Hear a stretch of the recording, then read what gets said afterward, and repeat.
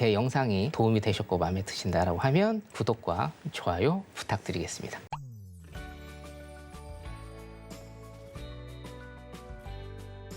안녕하세요, 성견 선생입니다. 오늘은 요즘에 핫 이슈죠. 오일입니다. 오일의 추세를 잡는 법, 그리고 오일은 기술적 분석으로 차트상 어떻게 진입을 해야 되는지에 관해서 오늘 여러분들한테 팁을 좀 드리고자 합니다. 자, 오일은 뭐 쭉 보시면 아시겠지만 올해 엄청나게 올랐고요. 자, 8월 23일을 기준으로 해서 10월 25일까지 굉장히 급격한 상승 후에 잠깐 78달러 선까지요 내려오는 모습을 이렇게 좀 보였습니다. 지금 다시 한번 반등을 주는 이런 모습 보이고 있습니다. 여기에서는 우리가 매수 포지션이라는 거는 여러분들이 눈으로 딱 봐도 그냥 아실 테죠. 여러분들이 보는 눈과 전문가들이 보는 눈은 같습니다. 매수 매도 추세라는 것은 우리가 한눈으로 딱 이렇게 추세선을 그리면 알 수가 있는 거기 때문에 여러분들도 이 추세선 그리는 연습을 조금만 하시면 매수 매도 포지션, 매수 추세냐 매도 추세냐 이것을 좀 간단하게 아실 수가 있고요. 항상 우리가 중요한 거는 첫 번째로 추세에 따라서, 추세의 흐름에 따라서 우리가 매매를 하는 것이 굉장히 중요하다라는 말씀을 일단 좀 드리고 싶네요. 제가 여기 보시면 5일선, 파란색 선 5일선과 이 초록색 선 21선이 있는데요. 자, 쭉 가면 쭉 상승을 하죠. 쭉 상승을 하면 어떻게 됩니까? 우리가 추세선은 이동평균선은 어떻게 됩니까? 이동평균선은 정배열이 됩니다. 골든크로스라고 하죠. 정배열이 되죠. 5일선과 21선 두 개만 놓고 봤을 때 5일선이 21선을 타고 가면서 이렇게 이 이격이 벌어지죠. 5일선과 21선의 이격이 이렇게 벌어지게 되면서 가격이 굉장히 많이 오르는 이런 모습을 일단은 보실 수가 있을 겁니다. 자, 그런데 이 부근이죠. 이 부근에서 일단 어떻게 됐나요? 데드크로스가 나왔죠. 역배열이 나왔습니다. 재고지표나 이런 것도 일단은 있었고요. 이때 역배열이 나오면서 5일선과 21선이 데드크로스가 되는 요 지점이 있습니다. 요 지점, 데드크로스가 되는 지점에서 이게 매도 쪽으로의 변곡이냐 아니면 또 다른 상승을 위한 눌림 추세냐, 요걸 일단은 판단을 조금 하셔야 되는데, 실질적으로 실전 매매를 제가 좀 알려드리면 여러분들, 자, 추세가 어느 추세인가요? 지금 매수 추세입니다. 분명한 매수 추세죠. 추세단을 다시 한번 그려보면 고점과 저점을 이어보면요, 분명한 매수 추세입니다. 그렇죠? 매수 추세에서 여러분들이 데드크로스가 나왔다고 해서 여기에서 매도를 바로 들어가시는 게 아닙니다. 자, 매도 쪽으로 밑으로 쭉 빠질지에 대한 어떤 시그널이 지금 나온 거는 사실상 없어요. 그죠? 시그널이 나오지 않은 상태에서는 우리가 어떻게 된다? 추세대로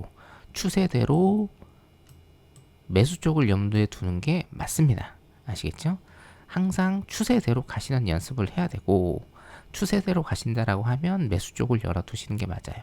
자, 그러면 어디에서 매수가 들어가느냐라는 문제죠. 어디에서? 물론 지지저항선을 보시는 분이 있을 거지만 지지저항선은 여기 보시면 엄청나게 많습니다. 지지저항선이 굉장히 많기 때문에 매수 쪽으로 계속 가면서 지지저항선이 그려드린 것만 몇 개 되죠. 지금 그려드린 것만 하나, 둘, 셋, 넷, 5개가 됩니다. 그리고 더 밑으로 나오면 더 많은 지지선이 있을 거고요.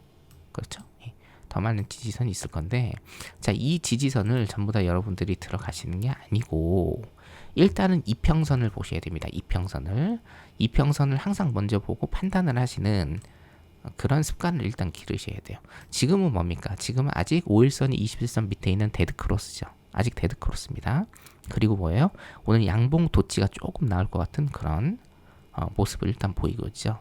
자, 이게 5일선이 21선을 넘는 5일선이 21선을 넘는 이런 정배열이 나왔을 때, 정배열이 나오고 매수에 관한 어떤 시그널이 나왔을 때 여러분들이 매수를 들어가시는 겁니다. 이해되시죠? 무슨 얘기인지. 지금 가격이 조금 떨어졌다고 해서 지지를 받는 것 같다라고 해서 매수를 들어가시는 게 아니고, 왜냐? 이평선이 아직 정배열이 되지가 않았습니다. 이평선도 추세를 보는데 굉장히 중요한 요소거든요.